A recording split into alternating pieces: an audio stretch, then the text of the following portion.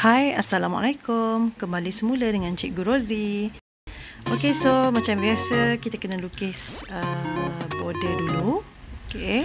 Kemudian kita tandakan ukuran yang kita nak buat. Okey, macam yang ini cikgu nak bahagikan kepada 16 bahagian. Jadi kebesaran saiz dia tu terpulang lah. Okey, nak besar mana? Okey, kita buat dulu garisan. Okey, buat garisan 16 bahagian.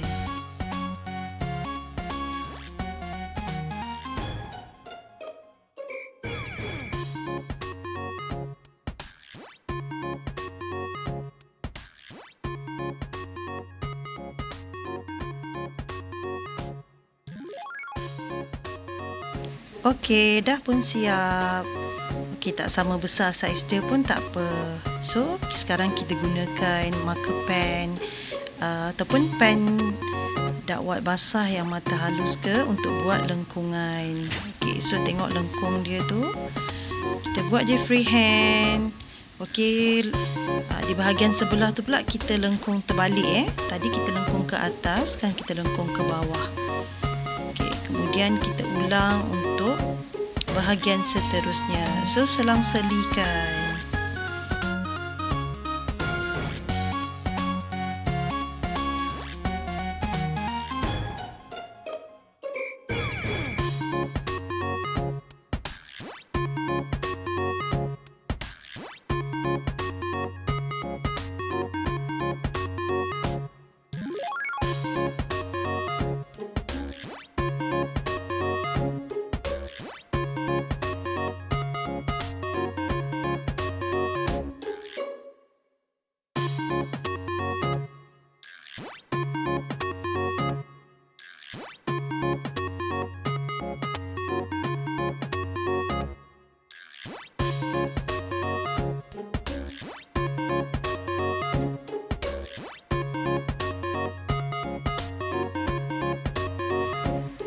Okey, dah siap buat garis lengkungan. So, sekarang ambil marker pen yang mata tebal sikit.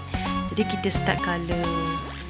Okey, kita gelapkan ataupun hitamkan di ruang setiap garisan kita. Okey, selang-selikan.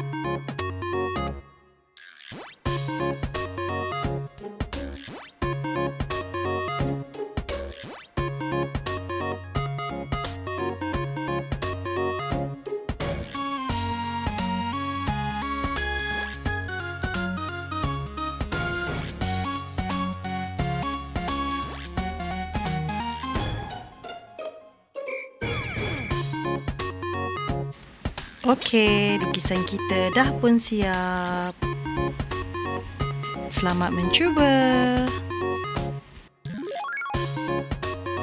Jangan lupa like and subscribe.